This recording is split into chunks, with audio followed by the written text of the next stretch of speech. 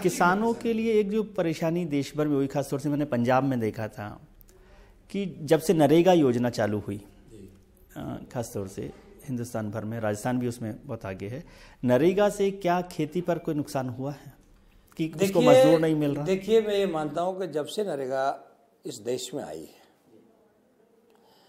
ये 100 दिन का रोजगार देने की बात ये लोग करते हैं, फिर 150 दिन की रोजगार की बात करते हैं, लेकिन इसमें कृषि क्षेत्र में काफी नुकसान हुआ है। इससे खेती और मजदूर का नुकसान, इसको काफी नुकसान इसलिए हुआ है क्योंकि जो लोग आराम से सड़क पे या नाडी पे या कहीं पे जाके काम करके देखते हैं ना, और किसान पे मजदूरी कोई नहीं आता क्योंकि मजदूरी बढ़ी है।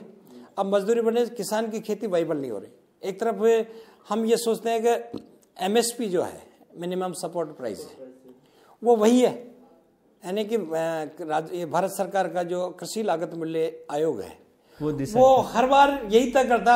आपने जैसा ठीक कहा कि एयर कंडीशन कमरों में वो लोग बैठते हैं, टाई लगा के बैठते हैं, उनको पता भी नहीं होता जींस क्या होती है, लेकिन वो वही उसका सोचते हैं कि 20 रुपये बढ़ा दो, 10 रुपये बढ़ा दो। लेकिन इसका देखिए, फर्टिलाइजर, डीजल, सब चीज़ों की इलेक्ट्रिसिटी कॉस्ट बढ़ी है, ये सब बढ़ी है। आपका सीड का वैल्यू बढ़ी है ना, तो इसका भी लेबर बढ़ी है आप, लेकिन उसका उस हिसाब से एमएसपी नहीं बढ़ा। तो ये निश्चित रूप से नरेगा से खेती का जो एरिया था, उसके जो हार्वेस्टिंग का था, उसमें तकलीफ हुई है। और हमने तो यही प्रस्ताव रखे हैं, अभी विचार बनाया है कि नरेगा को कृषि से जोड़ना चाहिए। लघु सीमांत कृषक या जो कृषक हैं उनको ही मजदूर उपलब्ध कराई जानी चाहिए। यही कह रहा था कि आपसे भी यही सवाल कर रहा था कि क्यों ना नरेगा को बिल्कुल खेती से जोड़ दिया जाए, कृषि से जोड़ दिया जाए, तो आपको मजदूर भी आसानी से मिल जाएगा। इसका मात्र विकल्प भी यही है।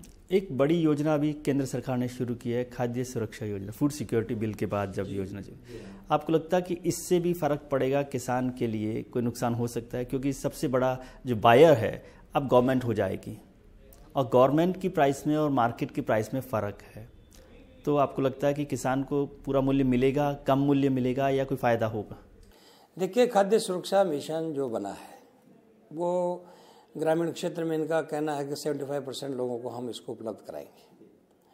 तो निश्चित रूप से यदि ये एमएसपी पे जो रेट्स है या ये इसका अलग से मूल्य निर्धारण करके अगर किसान को ये खरीदते हैं तो एक लाभ भी हो सकता है, कई बिचौलिए से तो मुक्ति हो सकती है, ट्रांसपोर्टेशन है, जैसे कहीं कैरी डाउन इनका मिल सकता है।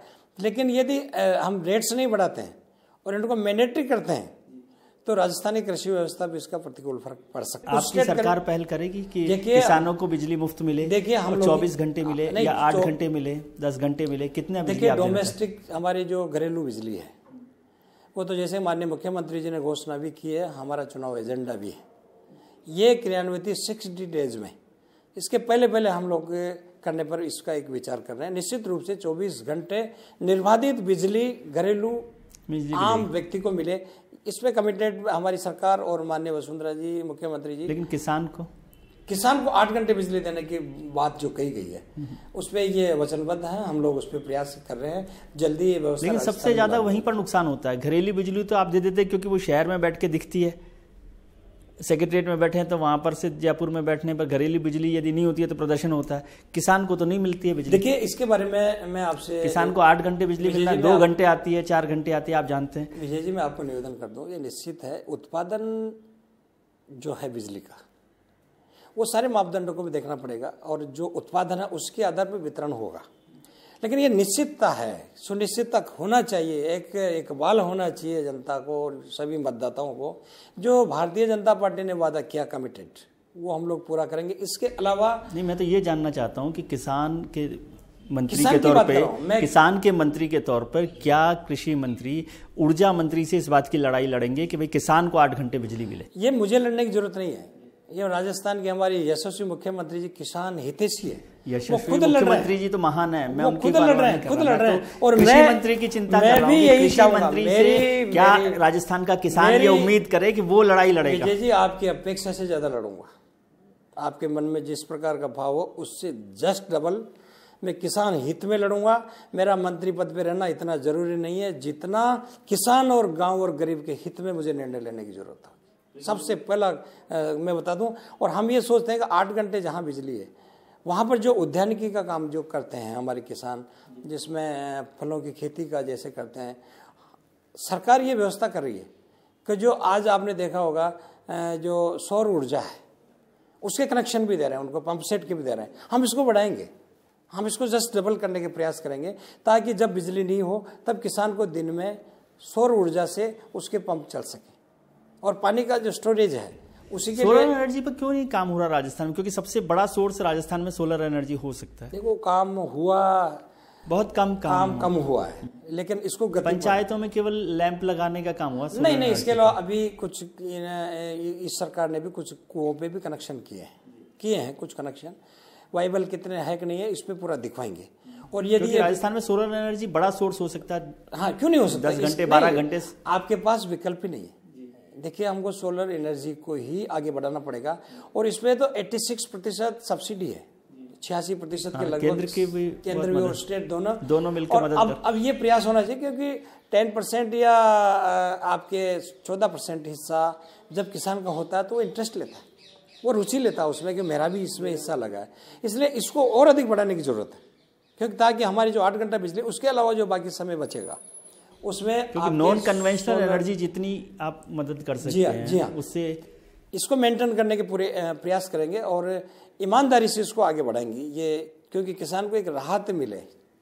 लेकिन मुझे कहा लोगों ने कि अभी जो जैसे मुख्यमंत्री जी ने जो मंत्री बनाए, वो सब मंत्री वो लोग हैं जो बहुत विश्वस्त मंत्री हैं। मुझे उनकी काबिलियत पर शक नहीं है, कॉन्फिडेंस जिनका मुख्यमंत्री जी में है, भरोसा जिनमें है, उनको बनाया गया है। इसका मतलब है कि वो जो मुख्यमंत्री जी के सामने कोई बात नहीं कह सकते, जो मुख्यमंत्री जी ने कह दिया वही बात है। देखिए, मैं विजय जी आपको जानकारी दे दूं, हमारी जब कैबिनेट्स होती है उसमें माननीय मुख्यमंत्री जी वही फैसले करते हैं जो सारे मंत्रियों की राय से होते हैं। मैंने तो और निर्भीक रूप से कैबिनेट में तो कोई राय होती नहीं, कैबिनेट में तो वन मैन कैबिनेट है आपकी कि मैडम ने जो कह दिया उस पर साइन करने हैं सबको। मैं कहता हूं निर्भीक रूप से उस पर चर्चाएं होती है। यस मैडम कैबिनेट बोलते हैं। नो, ऐसा नहीं है। देखिए, जितनी खुल के चर्चा, ये कांग्रेस का शासन नहीं है, ये अशोक गहलोत जी की सरकार नहीं है जहां पर उनका फैसला हो गया और उन्होंने कर दिया। वो हमारे मुख्यमंत्री जी, हर मंत्री, हर विभाग, जो भी कैबिनेट में विषय आएगा, सारा विषय पहले उसको बताना पड़ेगा जो उसका मंत्री है। इसको आप यस मैडम कैबिनेट नहीं मानते? लोग तो ज्यादातर यस मैडम कैबिनेट बोलते हैं। देखिए, अलग अलग नजरिया है, कोई व्यक्ति इसको क्या मानता है, कोई क्या मानता है, लेकिन मैं इतना कह सकता हूं कि ऐसा स्वतंत्र मंत्रियों को काम करने का यदि कोई पहली बार कोई मंत्री मुख्यमंत्री के रूप में मिलता होगा तो माननीय मैडम। क्या मैं ये भरोसा करूं कि कभी भी किसी मंत्रालय के मंत्री को उसके मंत्रालय से जुड़े हुए किसी फैसले के लिए क्या वो मुख्यमंत्री के फैसले या मुख्यमंत्री के विचार के खिलाफ जाने की हिम्मत दिखा सकता है? कई बार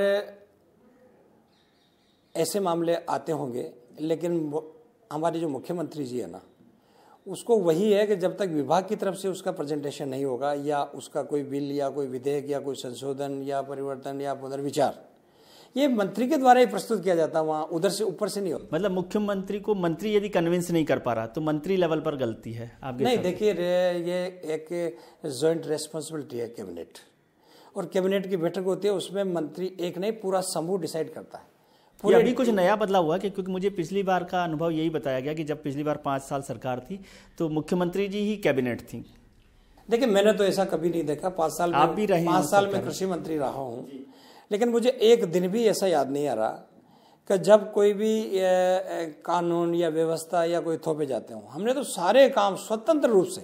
कोई एक दिन ऐसा आपको याद आ रहा है कि आपने मुख्यमंत्री जी के विचार के खिलाफ कोई प्रस्ताव रखा हो और उसे माना गया हो? नहीं, उनका कोई अलग से इशू नहीं होता ना, उनका तो पब्लिक इंटरेस्ट में होता है, राजस्थान के हित में होता है, विभाग के हित में होता है, तो ऐसे विषय टकराट के आते नहीं है ना। अंडरस्टैंडिंग है, आपसी एक दूसरे की विचारधारा के तालमेल होकर डिस्कशन होते हैं। मतलब उनसे महान कोई अब मुख्यमंत्री नहीं हुआ? नो डाउट, उनका कोई मुकाबला नहीं है। मैं कहता हूँ गांव, गरीब, महिला, सबके हित में अगर कोई इतने निर्भीक रूप से राय लेते हो, जहाँ लगता हो, जहाँ विवाद होता हो, जहाँ परिस्थितियाँ बनती है, निर्भीक रूप से माननीय मुख्यमंत्री जी कमेटी बनाती है कि आप मंत्री समूह की एक कमेटी बनाइए, आप इस पर डिस्कस कीजिए। कमेटी क्यों बनती है? अगर थोपे ही जाते तो कमेटी बनाने की जरूरत क्या है? ट्रांसपेरेंट हो, कमेटी पारदर्शिता हो। सबसे पहले सरकार बनने के बाद सबसे पहले कमेटी बनाई पिछली सरकार के काम को रिव्यू करने की।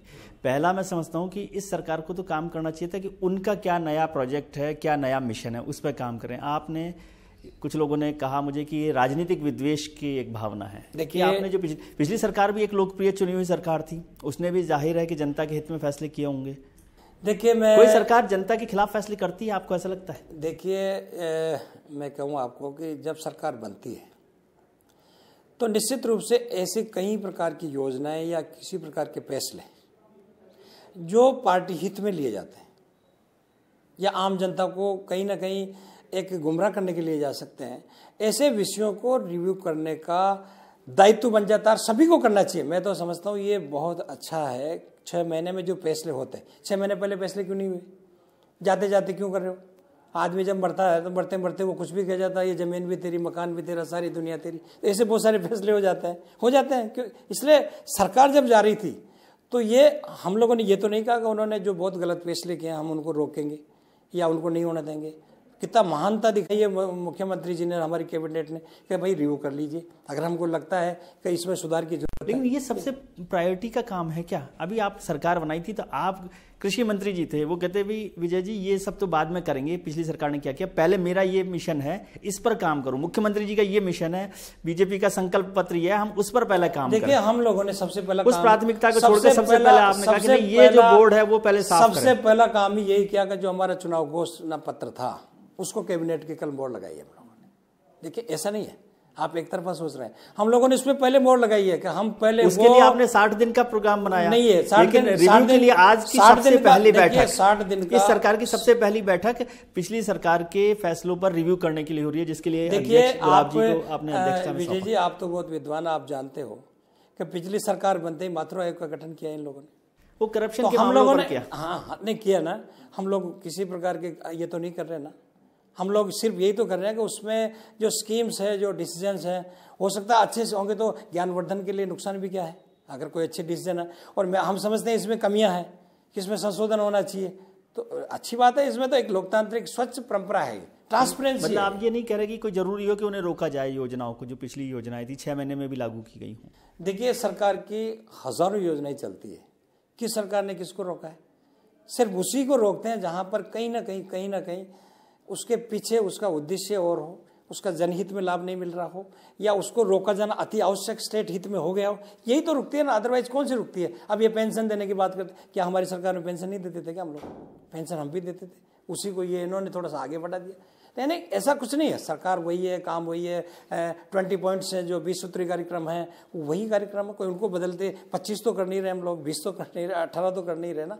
योजनाएं वही है, नहीं इनकी नहीं है, सरकार की योजनाएं। सरकार कांग्रेस बीजेपी की विचारधारा की होती है, इसलिए उस विचारधारा में कैसे संशोधन हो, सुधार हो, रोकना पड़े तो रोकना ही पड़े अगर कुछ ऐसी योजनाएं जो जनहित में ठीक नहीं है, स्टेट हित में ठीक नहीं है। लेकिन ऐसा लगता नहीं है, अभी रिव्यू करेंगे उसके बाद कुछ कहा जा सकता है। चलिए, हमारी बहुत बहुत शुभकामनाएं आपको कि आप अच्छा काम करें, और जैसा लोग कहते रहे कि यस मैडम कैबिनेट ना रहे, और खासतौर से प्रभुलाल जी से मैं उम्मीद करूंगा कि वो यस मैडम मिनिस्टर ना बने। देखिए विजय जी, आपको मैं इतना विश्वास दिलाऊंगा, स्ट्रांगली, मजबूतली किसान हित में काम करेंगे, और माननीय जो किसान हित में काम होगा वो करेंगे। माननीय मुख्यमंत्री जी का जो पार्टी से पहले, मुख्यमंत्री से पहले किसान रहेगा।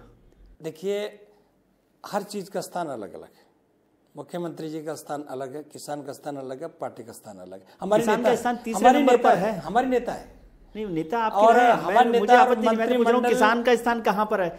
मुख्यमंत्री, फिर पार्टी, फिर किसान। अगर मुख्यमंत्री नहीं है तो फिर हम मंत्री नहीं है, क्योंकि मंत्री का जो किसान तीसरे कार्यों का बंटवारा नहीं। देखिए, नंबर 1 ये सारे चीजों से नंबर 1 किसान है, किसान के बाद फिर पार्टी, या पार्टी के बाद फिर सरकारें बनती है जो भी है। लेकिन हमारी नेता है, और हमारे नेता जिन कार्यों का विश्वास करके जो बंटवारा करती है, हमें जो पोर्टफोलियोज देते हैं, हमारा दायित्व बनता है कि हम ईमानदारी से, सत्यनिष्ठा से जो शपथ ली है उसके आधार पर राजस्थान के आवाम के लिए काम करें। ये मैं आपको विश्वास दिलाऊंगा कि आपको जितना अपेक्षा आप लोग इस सरकार से करते हो गांव, गरीब और किसान के लिए, उससे बढ़ के हम लोग काम करने का प्रयास करें। चलिए, बहुत बहुत शुभकामनाएं। हम चाहेंगे कि राजस्थान की जनता के लिए बहुत अच्छा आप काम करें। धन्यवाद। धन्यवाद।